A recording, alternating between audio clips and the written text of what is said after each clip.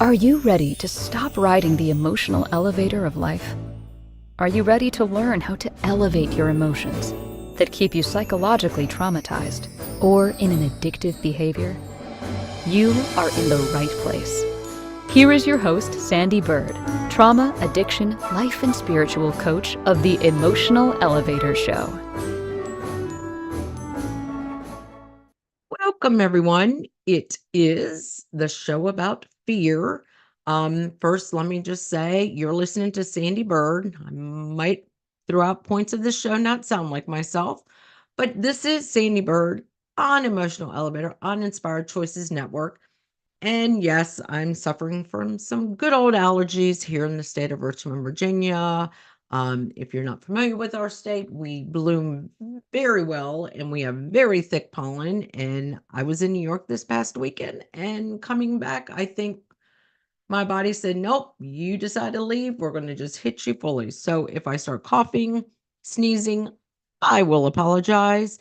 Didn't want to just throw in a show. I wanted to do the show on fear because it's a very good show for me to talk about fear. Because even this weekend, I wanted to face a fear and did not because I didn't want to, but because it just didn't work in the schedule. But fear.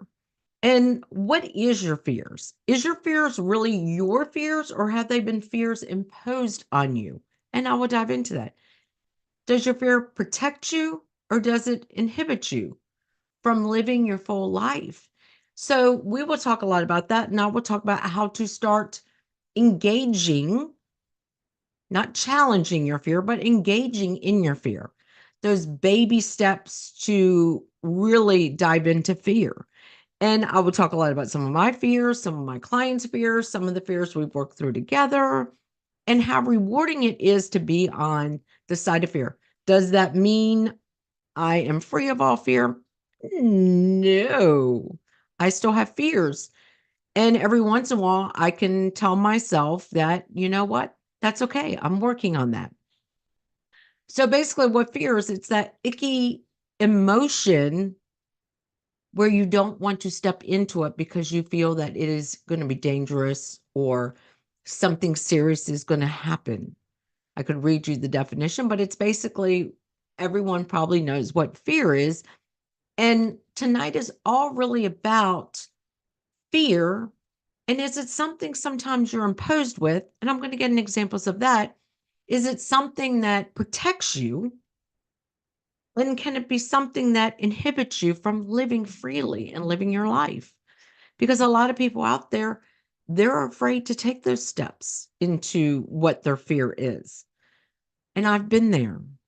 And so let me start off by first saying thank you um, to Christine for putting me on Inspired Choices Network. And when I decided to redo a podcast, I had fears.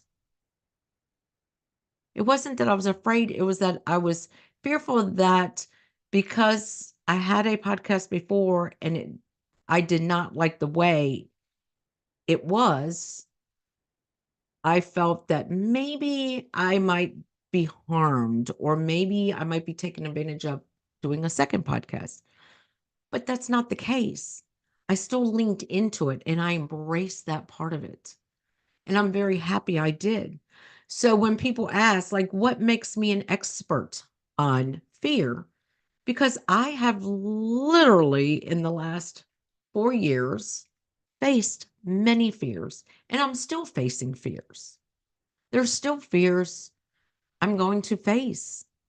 It's not every day, but when something comes up that I feel that emotion telling me, nope, don't do it, don't do it. You might get hurt. Something could happen.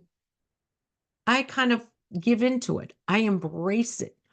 Why do I feel I'm going to get hurt? What could happen if I stepped into this?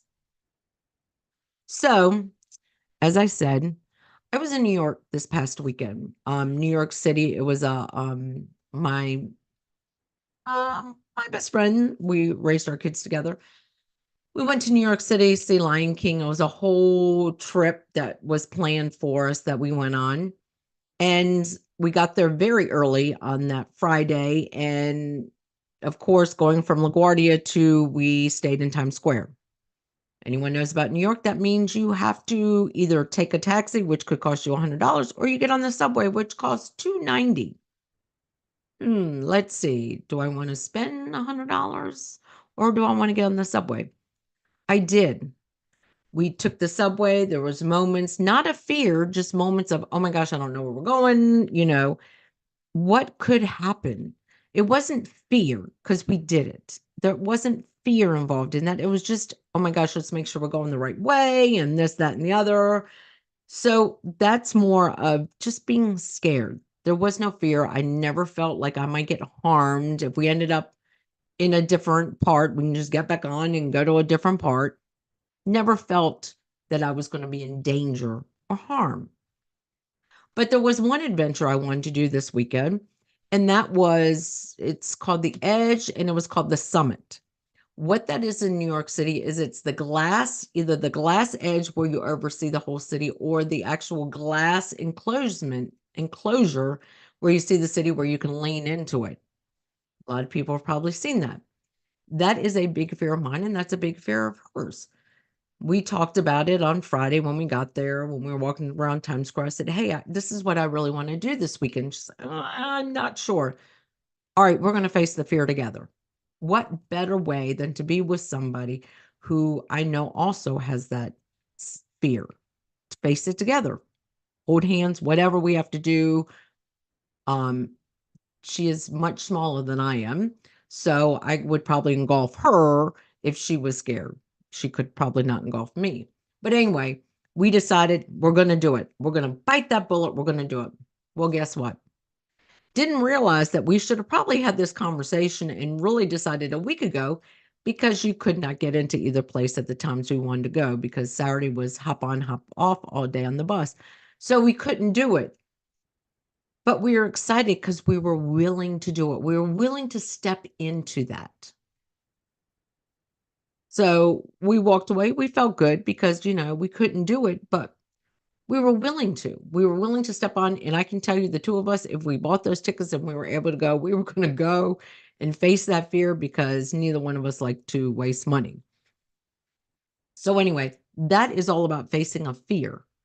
And that fear, I'm still not sure if that is a fear of mine or if it was a fear that was imposed on me, because sometimes parents impose their fears on us. And that's what I mean by imposing fears on us. So I can go back to a story when I was fear. Let's start off here. Let's just start off with the basic. When you're a little kid and your parents say, don't touch that hot stove, they frighten you into being fearful of a stove. But does it really become a fear? Not really, because at one point we all end up having to use a stove. So that is not really a fear. It's just a fear in the moment that you could get burnt, hurt. So we have that until we understand. But there's a lot of kids out there that do kind of want to touch the stove. So is it scarcity? Is it fear? That's one I question, only because it's like it's an inherited feeling. Don't touch a hot oven. And no parent's going to say, okay, let me put your hand on the oven. That would be considered abuse. But anyway, when I was a kid and when I coach people, when you can remember the vivid details of reoccurrences in your life, that is a traumatic event and it stays in your subconscious. What I mean by that is, if you have a fear of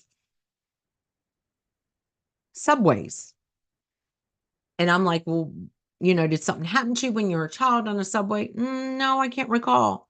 Oh yeah, I can. When I was 6, I was wearing my favorite pink dress. I was licking a lollipop, and I was with my uncle Tony, and he had on the shoes that I love so much, and he had this cool gold watch. and someone got hurt on the subway, and you can remember those details. You can remember every bit of that detail because that is a traumatic event that happened to you, and it instilled fear in you. It instilled that fear in you. But same scenario. Oh yeah, when I was a kid and I was on the subway with my uncle Tony, and someone got hurt on the subway. That might not be a fear of yours, but then all of a sudden your mom would say, "No, I don't ever want you to go on the subway." And if I'm screaming at you, I apologize. Um, I'm looking at getting a better mic, but that is now becoming an imposed fear. But when you remember detail to detail and now you're scared to get on the subway, that is a fear because that is something that you internally have that strong emotion that almost anxious emotion. Oh, the subway, I could get hurt on the subway. That is your own fear. But when you're like, oh, I want to go on the subway. Oh, you don't want to go on the subway. And someone's questioning you and pushing their fear, that's they're imposing their own fear on you. So when I was a child, this is something that I realized I held on to because I don't remember the events as vividly, but I do remember it being something that every time I got close to an edge, my mom was like, "Don't get too close." She put her own fear in me of what she witnessed happen to me. So, if you're from the Richmond area, the Maymont, the park used to have, and I think sometimes it has water running down it when it rains a lot, but they used to have a waterfall and it always had water running down. And I think it recycled itself. Well, one day we were there. Do remember a lot of the details, but we were there and my brother and I were on it. He went and sat down, and my mom said, "Maybe you should come and sit down." And I turned and I slipped on slime. Now, if anyone knows, it's basically rocks, and then there is a good drop, not a huge drop, but I would have either been severely injured or I probably could have died considering I was probably 8. But see, I don't remember a lot of the events. I don't know if I blocked it out or if it just wasn't a true fear because I was a child. But all I know is I started going down and a guy was able to put his foot in and get me and basically save me. It was okay. I got scratched up a little bit. I was okay. But then my mom embraced it. "Oh my God, don't ever do that again to me." And it was a traumatic event for her. And then from then on, anytime I went near "Oh, don't get too close." So that became a fear of mine because it was imposed on me. Now, if my mom might have never reacted to that, I probably would have walked up on ledges. I probably would have gone on top of cliffs. I probably would have been okay. But because it was always such a dramatic event whenever I got close to something, and I understand that I developed a fear, a strong fear of going up on a cliff or up on a mountain or climbing or anything like that. If I know I can walk and get out to somewhere, I would do it. So 2 years ago in Greece, over top of the water, there was these cliffs, very high cliffs. I was the only one in our group that went to the cliff, and a guy comes walking up behind me and he goes, "If you want, I'll help you go down a little bit because there's another little ledge path down here." I was like, "No, no, no, I'm fine where I am, but thank you." And I started getting a little nervous feeling because nobody else is around but him and I. And I'm like, he's like, "Oh, I'll help you." And I'm like, "No, no, no, I'm fine." But I did it. I overcame that. And I realized, you know what? I can be safe and I can do things the right way and I'll be fine.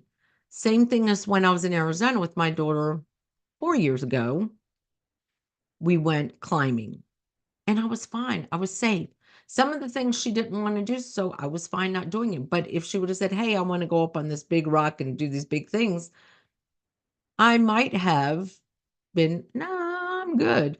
But I'm doing a lot of that now where I'm stepping into it and realizing that those were more imposed fears on me than were my own fears.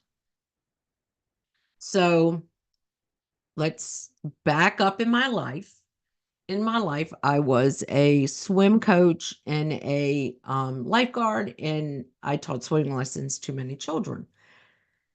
And I remember when, excuse me, I remember with children when they were fearful of the water and they didn't want to put their face in, and they were like, and I do remember asking the moms, like, what do you feel about the water? And when I knew that they were fearful of the water, I'm like, look, in order for your child to really do swimming lessons, and you don't have to do this in front of your child, I want you to be comfortable in the water. And I need you to also be able to put your face in the water and show your child it's okay.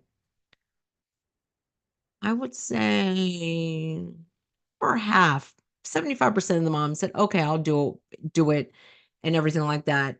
Let's do it alone first and then bring my child in," because I guess if they freaked out, they didn't want their child to see that. So I did that a lot with parents because I realized that most kids who fear water are because their parents fear water. So there's no use in getting them comfortable in the water if they go somewhere and the parents like, come closer, they're going to start imposing that fear on them. Oh my goodness. It's time for our first break. Here I've been just babbling on about fear, and hopefully it really resonates to you and you understand what imposed fear is and what real fear is, and sometimes how we can just like have a traumatic event and we don't impose a fear on us. But then sometimes when we have something and somebody keeps reminding of us, how it becomes a true fear within us. But we are going to go on our first break. You, of course, are joining me tonight on Inspired Choices Network. This is the Emotional Elevator. And even though if you're just listening to me, might not sound totally like myself, you are listening to Sandee Byrd. So we are going to go to our first break. Are you living a life of psychological trauma or suffering from an addiction? Are you ready to learn new techniques to elevate your emotions without sustaining or obtaining them from substances that are not good for your mind or body? Then continue to tune into Emotional Elevator with trauma, addiction, life, and spiritual coach, Sandee Byrd, where you will learn techniques to elevate your emotions that don't require a magic pill, food, or impulsive behavior. Listen to Emotional Elevator with Sandee Byrd, Wednesdays at 7 p.m. Eastern, 6 p.m. Central, 5 p.m. Mountain, 4 p.m. Pacific, on InspiredChoicesNetwork.com.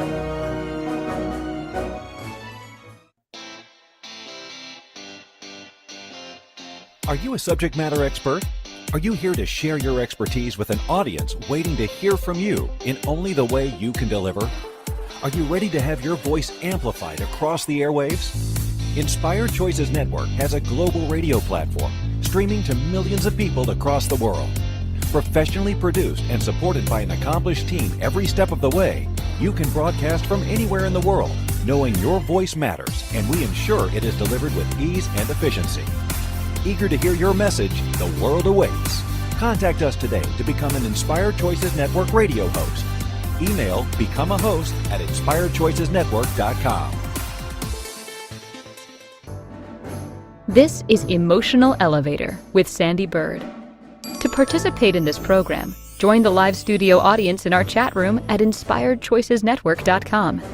You can also send an email to sandy@emotionalelevator.com.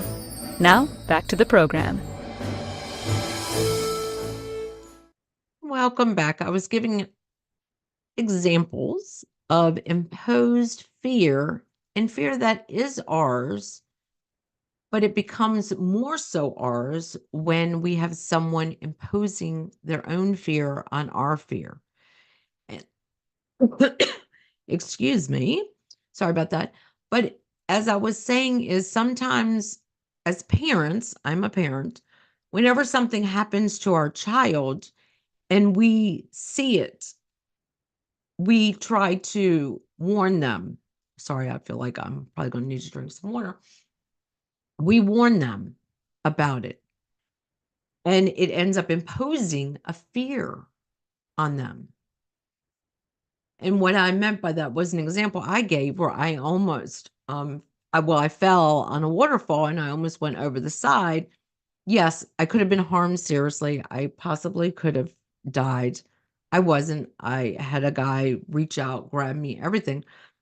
And I was young enough to not remember every detail about it. I do remember it. I do remember I slipped on slime.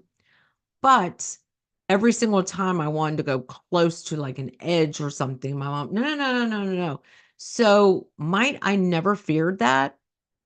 Not sure, but I think not. But her, because she became so fearful of that event that she imposed her fear of falling, or I mean, she did not like to climb things or anything like that.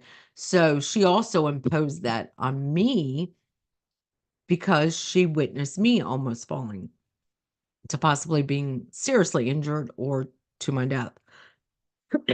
Like I said, sorry. So that is a fear that became my fear, but do I 100% believe that it was my fear? Maybe 20%. I would have been a little bit more cautious, but I was young enough to still want to explore. But I want to say 75% of it probably had a lot to do with my mother, and really, and I do understand being a mother, really seeing where I could have been seriously harmed or possibly died in an accident where she just, "Oh, no, don't get close to a side." Like, she really imposed that fear on me. So, another big fear, and a lot of people have this fear, is fear of flying.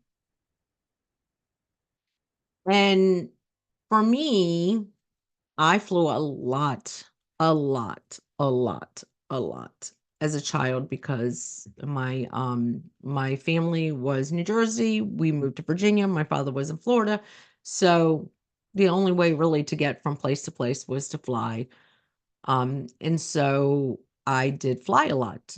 I also was involved in it was a semi crash landing. It was kind of a crash landing.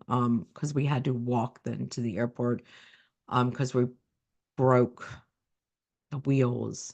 Something. I don't remember all of it, but I do know that happened. But were we got to the ground. We got thrown out of the air and we got to the ground, and everything was fine. Nothing blew up, nothing. There was, I guess, sparks, flames. I don't remember all of it. But I then had to continue to fly, but then as I got older and I had my own children, that became a fear because I was, on an airplane, couldn't tell you, and I kinda stopped flying after that because I was on one where it was a little airplane, and we left out of upstate New York to come down here to Richmond, and it was a little airplane, and it was, yeah.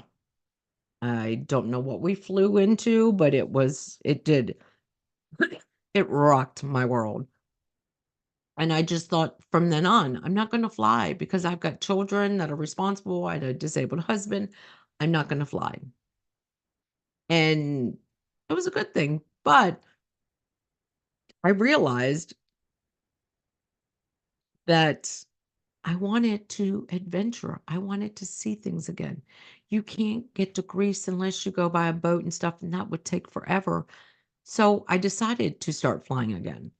I flew in the States a few times, and then I took my international flight, my first major international flight, because sorry, sorry, Canada and Mexico and down there, I don't feel that's truly international. Um, but my first flight to Greece, and I did it by myself. Didn't have anyone with me, nothing. And I got on a big airplane and I flew across the sea by myself. I faced a fear of my own, and it was the most rewarding experience of my life. I got on the plane. It was the smoothest, both flights back and forth were amazing.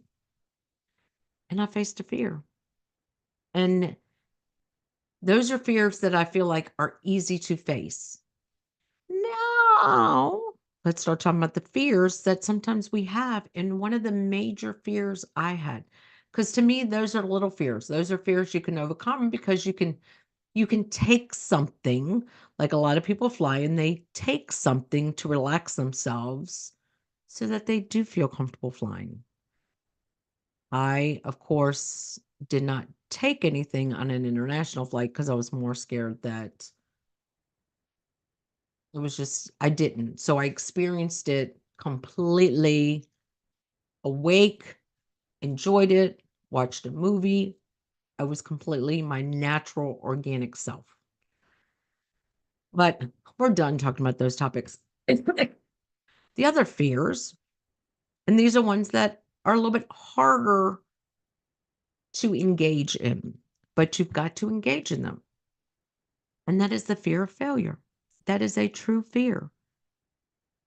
That by the fear of failure is that not necessarily harm somebody, but that I could harm myself with the fear of failure. I could become hurt from the fear of failure emotionally, mentally, not physically. Well, if I'm working out in a gym and I have a fear of failure of doing lifting weights, yeah, I could physically hurt myself. But think about this. At 51 years old, I decided to recreate my life in the moment of fear. Let's go back. I'm 55. So think about 4 years ago, fear was on everybody's mind. I want to say, I don't think there's many people out there that did not experience a sense of fear. I've talked a lot about how I worked on my trauma during that time of fear. And what I'm talking about is when COVID hit, we all had a sense of fear.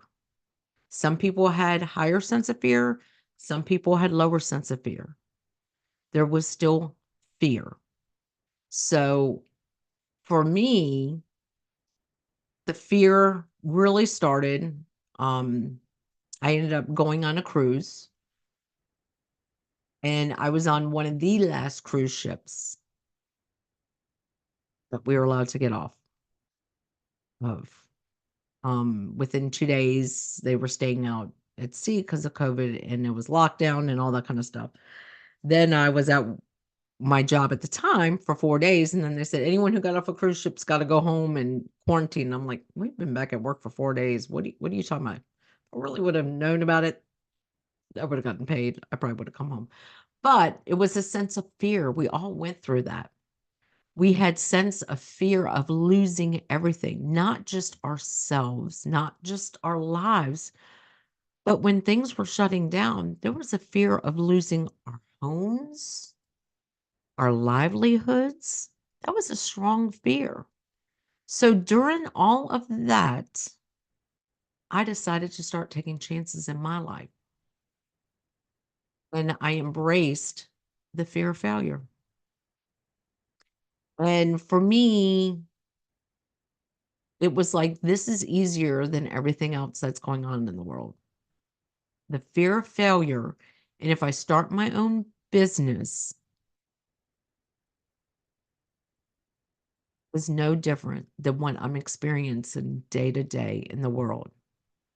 Because at the time, I have had many endeavors with, years ago, my first husband and I, we had people come to us and say, "We would love for you to open up a restaurant. You two are very talented." But I had a fear of failure. Well, what if it doesn't work? What if we get in debt? There was a strong fear of failure. So at 51 years old, during the whole world's in fear, I decided I'm going to embrace this fear of failure. What more do I have to lose? So I did. I started coaching. First, I went to school, got my certifications, got more certifications, learned many different techniques. I have a plethora of certifications and many different techniques as a coach. But I decided to step into that fear. Does it still creep up here and there? Yeah, but I'm still stepping into the fear.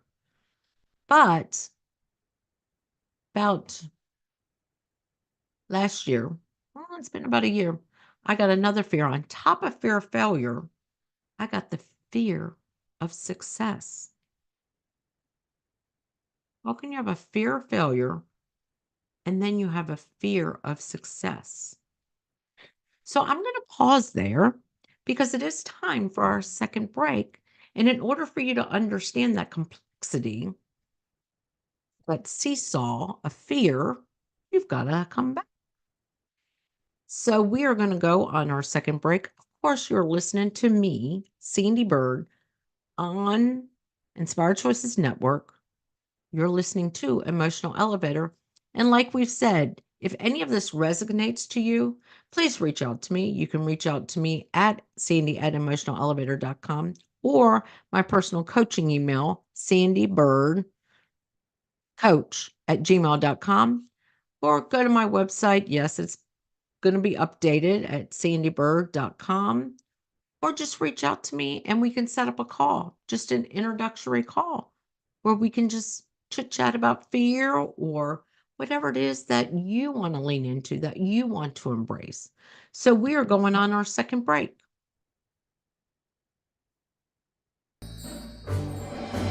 Are you living a life of psychological trauma or suffering from an addiction? Are you ready to learn new techniques to elevate your emotions without sustaining or obtaining them from substances that are not good for your mind or body? Then continue to tune into Emotional Elevator with trauma, addiction, life, and spiritual coach, Sandee Byrd, where you will learn techniques to elevate your emotions that don't require a magic pill, food, or impulsive behavior. Listen to Emotional Elevator with Sandee Byrd, Wednesdays at 7 p.m. Eastern, 6 p.m. Central, 5 p.m. Mountain, 4 p.m. Pacific, on InspiredChoicesNetwork.com.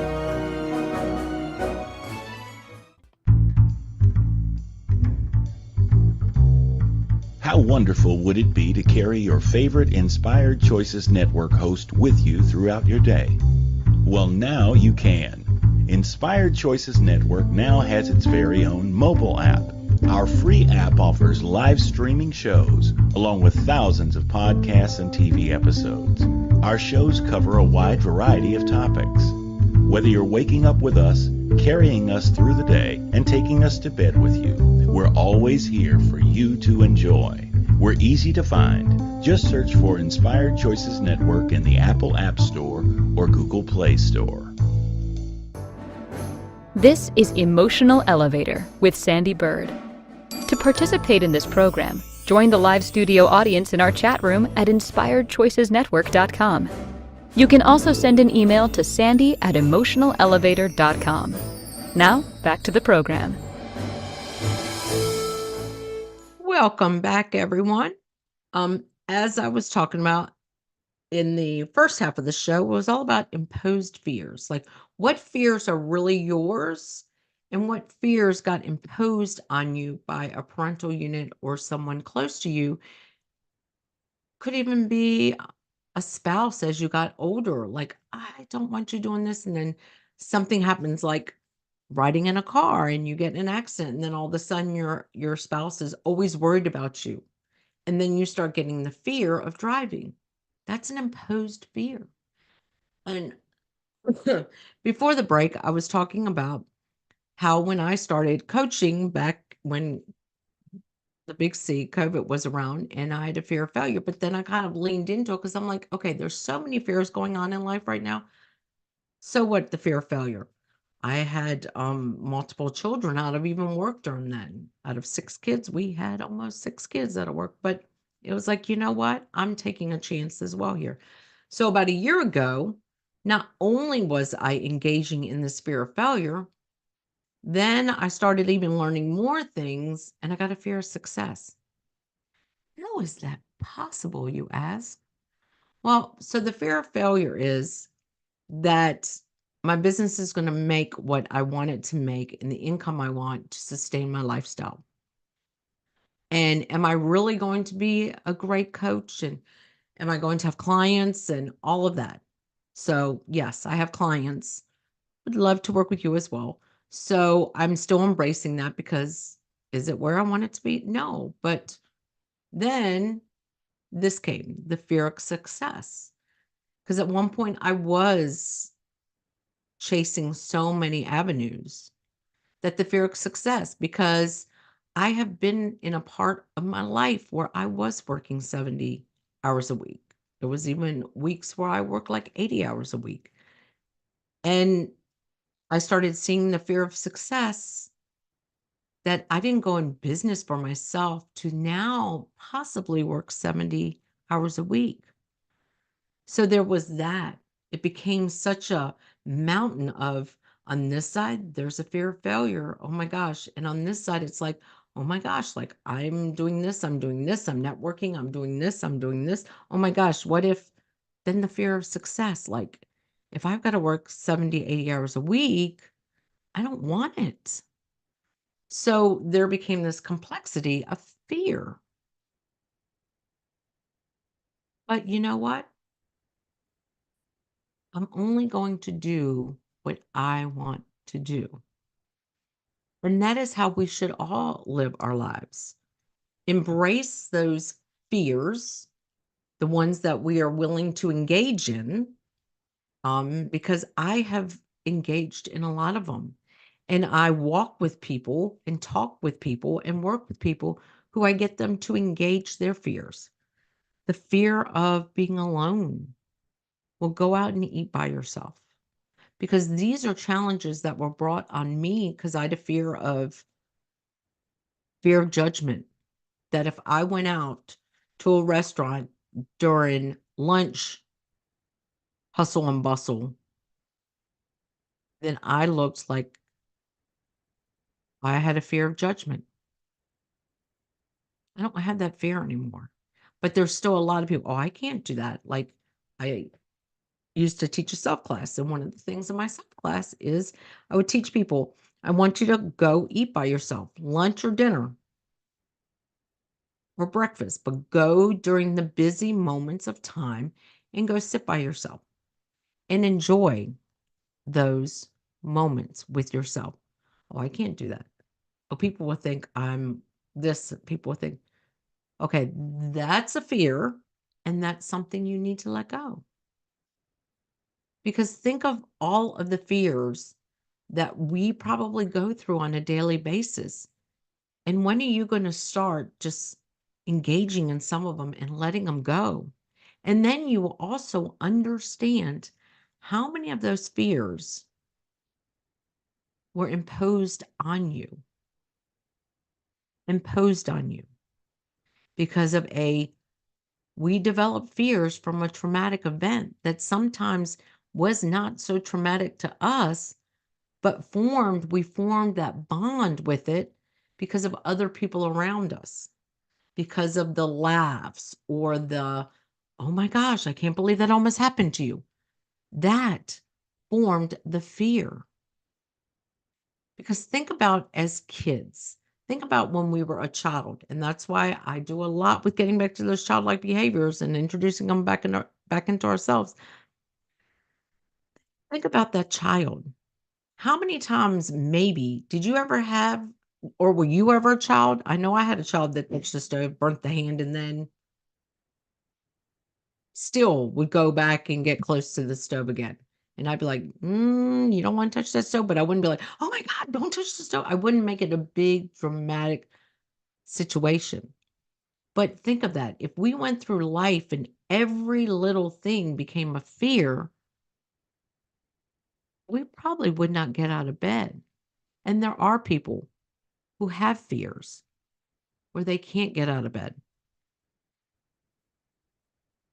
And I've talked a lot about my story, a lot about what I come from, and I talk a lot about what my clients come from. But it's engaging in the fears too and making sure, are they valid fears within ourselves? Or are they fears that we decided to take on that never really were ours to begin with? But then here's the flip side to a fear. Is fear sometimes a way to protect us? But does fear sometimes keep us from doing things that would bring us joy in our life? So when I talk about fear that could protect us, so let's say I was talking in the first part of the show about going to New York City and getting on a subway. If I truly had a fear of the subway, I might not have gotten on the subway.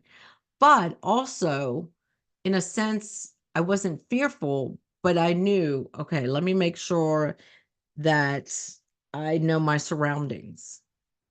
That's not necessarily fear, but part of that is a fear to protect myself. You know, walking, stay focused in New York because you might get knocked down.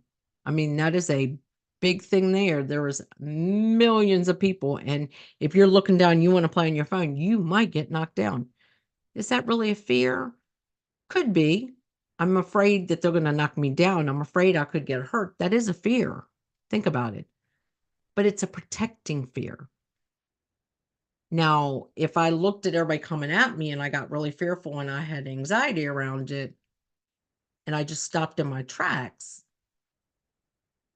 then that fear would inhibit me from moving forward. So when I talked about my fear of failure, my fear of success, if I really leaned into both of those, I wouldn't move forward in my life. I would stay where I'm at. But instead, I engage in that. Okay, today, why am I feeling this fear of failure? Okay, well, then let me work on this. Okay, well, why am I feeling the fear of success? Oh, yeah, because I've just been working on business stuff for 3 days straight, and I haven't really taken a moment to myself except for me to go to yoga. And then I'm like, okay, so I'm going to take 10 minutes for myself, or I'm going to take, okay, Friday, I have nothing on the calendar. I'm going to take Friday. What does Sandy want to do on Friday? I'm going to take that day. So that is engaging in those fears. Mm. So, how can you emotionally elevate yourself and your fears? By not reacting to them. And what I mean by not reacting to them is acknowledge your fear. Okay, so I'm afraid of heights. So I'm just saying this. So if you came to me and we're working together and you're like, you know what? I really want to I'm going to France and I want to go on the Eiffel Tower. Okay. What is the worst case scenario? Well, that I get sick. Okay. Well, carry a bag. Well, what if I fall? What are you going to fall on? Where are you going to fall? How are you going to fall? Okay. Well, then just go here instead. Find another place. So that's what working with me is all about. It's embracing fears because I decided over 50, I don't want to leave this earth whenever I'm called to leave earth and go up into my little realm. I want to know that whatever I felt, I left feeling joyful, that I never allowed fear or anxiety to stop me from doing the things I wanted to do. Because if you remember, and a lot of people have already forgotten, about 4 years ago, we were in a state of fear. If you're here in the United States, there's a lot of people that's in a state of fear come election time. But that is, but are you going to hide behind your fear or are you going to challenge your fear and embrace your fear and say, you know what? I acknowledge that's a fear of mine. What steps can I take to start acknowledging my fear? And is it keeping me away from providing joy in my life? So that's the biggest thing with fear. If you have a fear of flying, and you always said, and you have it in your house, and you have this picture of Italy, and you have a fear of flying, are you going to let that fear inhibit you from going somewhere that's in your dreams? And what I suggest you don't research completely.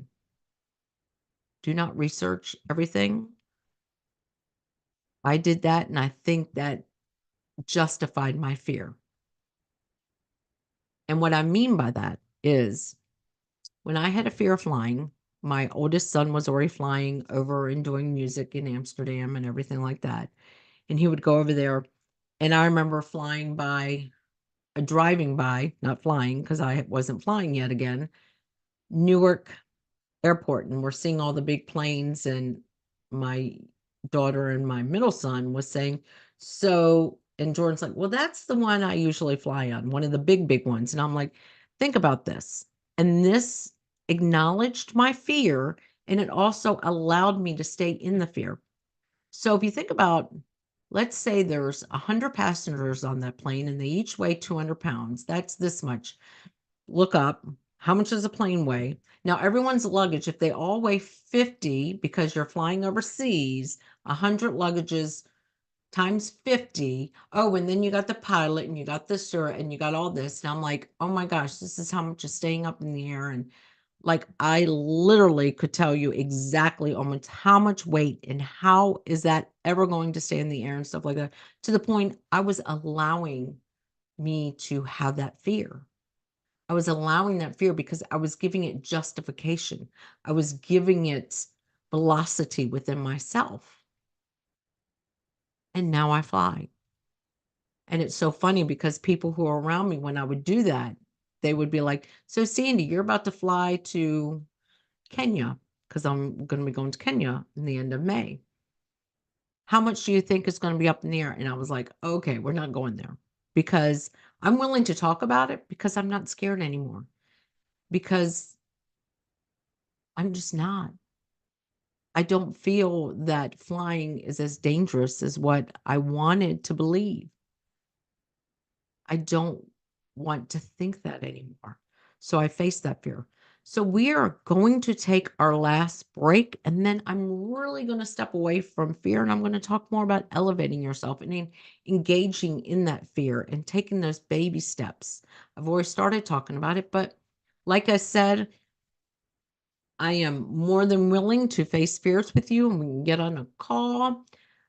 You can reach me at Sandee at emotionalelevator.com or Sandee Byrd coach at gmail.com.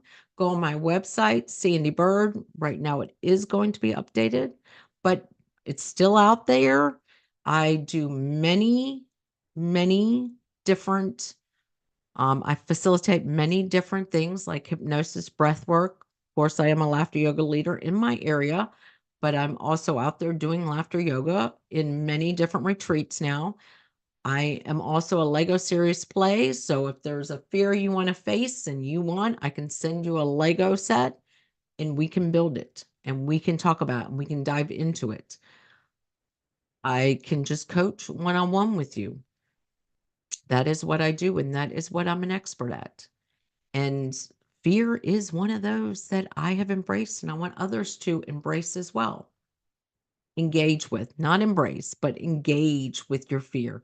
But we're going to go on our last break before I run out of time. So let's go to that break. Are you living a life of psychological trauma or suffering from an addiction? Are you ready to learn new techniques to elevate your emotions without sustaining or obtaining them from substances that are not good for your mind or body? Then continue to tune into Emotional Elevator with trauma, addiction, life, and spiritual coach, Sandee Byrd, where you will learn techniques to elevate your emotions that don't require a magic pill, food, or impulsive behavior. Listen to Emotional Elevator with Sandee Byrd, Wednesdays at 7 p.m. Eastern, 6 p.m. Central, 5 p.m. Mountain, 4 p.m. Pacific, on InspiredChoicesNetwork.com. This is Emotional Elevator with Sandee Byrd. To participate in this program, join the live studio audience in our chat room at inspiredchoicesnetwork.com. You can also send an email to Sandee@emotionalelevator.com. Now, back to the program. Welcome back. We only got a couple of more minutes, but my next week's show is all about fight or flight. You want to stay tuned to that as well. But I've been talking all about fear and so many fears that I have faced. Even I didn't really go into a lot of what my clients face fear wise, but a lot of the same fears we have faced ourselves. And I talk them through how I engaged in my fear and how sometimes our fears are imposed on us by our parental units when something might have happened to them. And now they're afraid it might happen to you. And how, if we just stayed in our fear state, how we might not enjoy life. Because, as my example was before we went to break, was you have a dream to go to Italy, but you're afraid of flying. You could take a boat, but the best way to get there is on a plane. And I was able to face that, and that was engaging in that. And first take that, a lot of the things I tell my clients, sorry, with the allergies, my eyes itch, my nose runs, my throat itches, is one of the first things I did when I started wanting to get on a plane. Took a short flight. I'm in Richmond, Virginia. DC is less than a 45-minute flight. You get up, you go down. I did that. It was worth it to me to possibly spend $100, maybe a little bit more, and it wasn't really to DC, it was to LaGuardia, but to do that, to fly, to do that short stint, but to engage in that. And then I started going further. And then the international adventure retreat came up for me, and I was like, you know what, I'm doing it. And yes, I did have moments where I was like, oh, can I really do this? But I did, because you know what I took with me? I took a journal and I wrote down everything. And then I was able to engage in that journal. But it's just taking those first steps and engaging in it, recognizing it. Is it yours? Is it protecting you, or is it inhibiting you? Because that's sometimes what fear is. It's not necessarily our fear to begin with. Might have been something happened to us, but it's something that it brought up more fear from others. Like I said, my mother imposed the fear of me falling off of a ledge, because I almost did, and I could have been seriously injured and I could have died.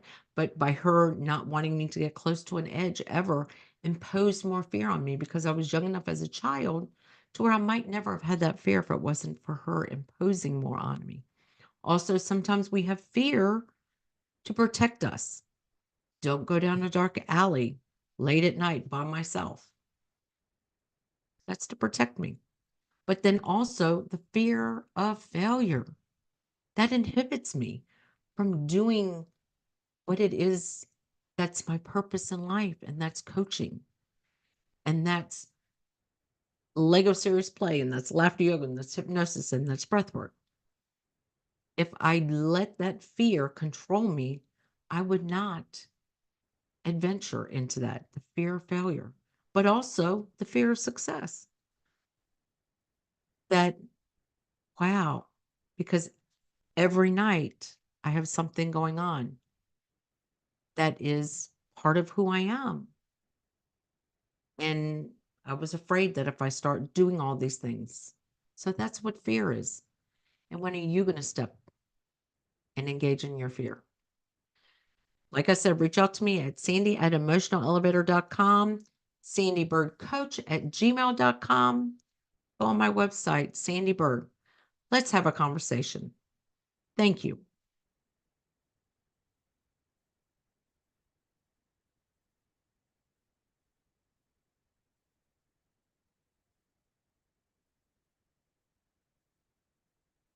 Central, 5 p.m. Mountain, 4 p.m. Pacific on InspiredChoicesNetwork.com.